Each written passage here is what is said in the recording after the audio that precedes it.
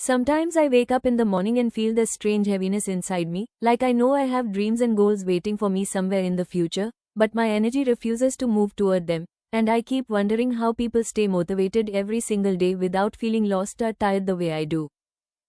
I feel that too, and for a long time I thought motivation was something magical that confident people were born with. But slowly I realized that motivation doesn't arrive first like a gift, it actually grows after we start taking small actions, even when our mind keeps telling us to wait for the perfect mood at the right time. That's interesting, because I always thought motivation should come before action, like I should feel inspired and excited first, and only then I would work hard, but maybe that's why I keep delaying things and blaming myself for being lazy when actually I'm just waiting for a feeling that may never arrive. Exactly, and what helped me was understanding that motivation is more like a muscle than a spark, because the more you use it through discipline and consistency, the stronger it becomes, even on days when you feel bored, tired, or unsure about your abilities. But how do you even start when your mind is full of doubts and comparisons, when you keep looking at others who seem more successful and confident, and you feel like whatever effort you make won't be enough to change your situation? I used to compare myself a lot too, until I learned that comparison steals motivation faster than failure ever could, so I started focusing only on my own progress, even if it was small, because improving 1% every day slowly builds confidence, and confidence quietly fuels motivation. I like that idea, because it feels kinder and more realistic, especially when life already puts enough pressure on us, but still, there are days when fear takes over, fear of failing, fear of wasting time, and fear of disappointing people who expect something from me. Fear is powerful, but it can be redirected if you change the question in your mind, because instead of asking, "What if I fail?" you can ask, "What if I never try and stay stuck exactly where I am?" And that thought alone can push you to take at least one brave step forward. That makes sense, and I realize now that motivation is deeply connected to purpose, because when I clearly remember why I started something and how it connects to my future self, the resistance inside me slowly becomes weaker. Purpose is like fuel, and without it, motivation runs out quickly, which is why writing down your reasons, your dreams, and even your frustrations can help, because when your mind forgets, your written words can remind you of what truly matters.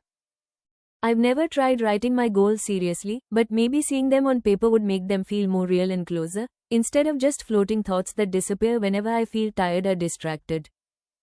It definitely helps, and another thing that changed my mindset was learning to celebrate small wins. Because motivation doesn't grow from waiting for big success, it grows when you acknowledge that showing up, even for a short time, is already a victory. I think I've been too harsh on myself, expecting perfection from the beginning, and when I couldn't meet those high standards, I lost motivation and gave up, instead of adjusting my expectations and continuing slowly.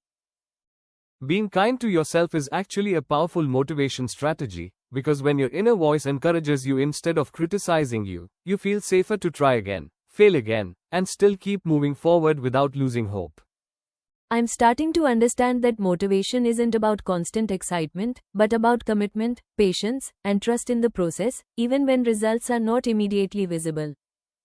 That's a very important realization, because most people quit not because they are incapable, but because they don't see instant results, and they forget that growth often happens quietly, beneath the surface, before it becomes visible.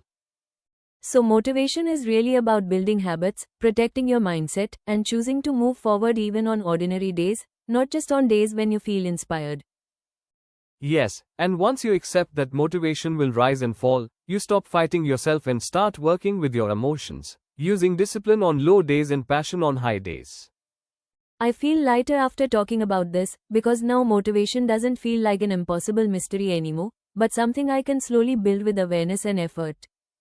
I'm glad, because the truth is, you don't need to become a completely different person to become motivated. You just need to take one honest step today, and then another tomorrow, trusting that consistency will eventually create the motivation you are searching for. Then I'll start small, without waiting for the perfect moment, and remind myself that progress, no matter how slow, is still progress. And that mindset alone is already a strong beginning, because motivation always follows those who choose to begin.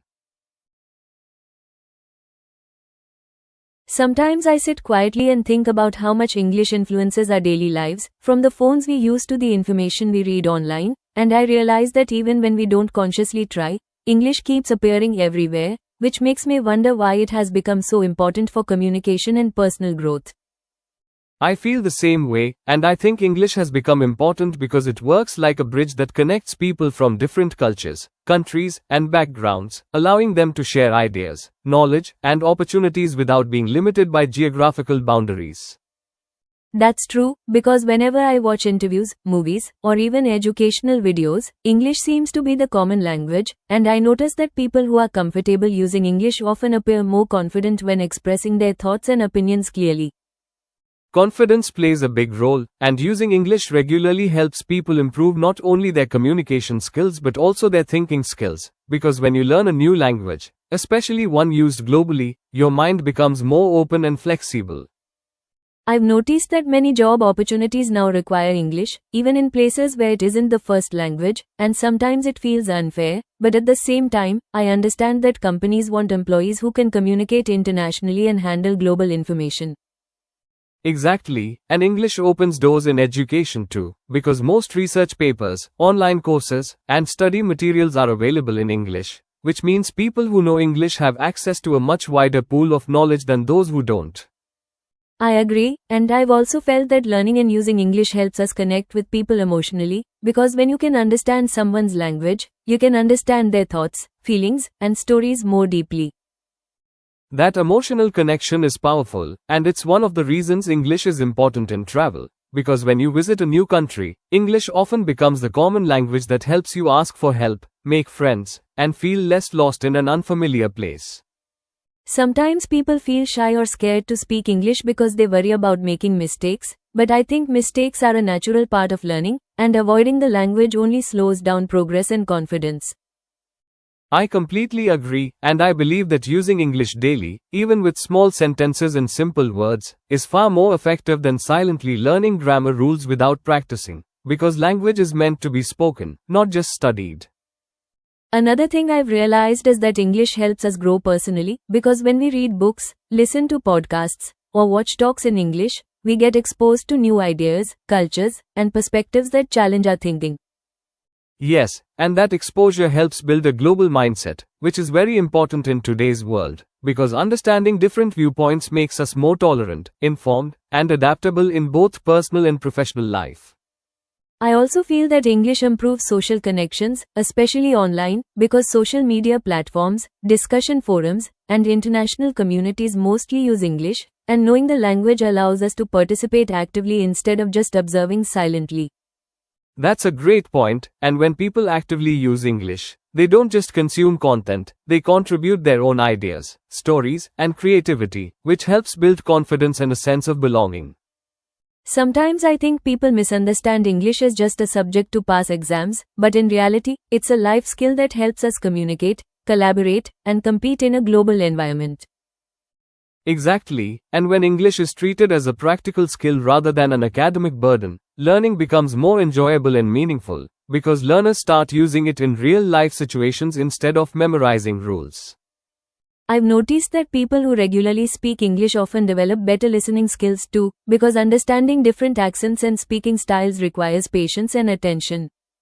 That's true, and those listening skills are valuable beyond language learning, because they improve empathy and understanding in everyday conversations as well. So in a way, using English is not just about language, but about personal development, confidence, and global awareness, all growing together.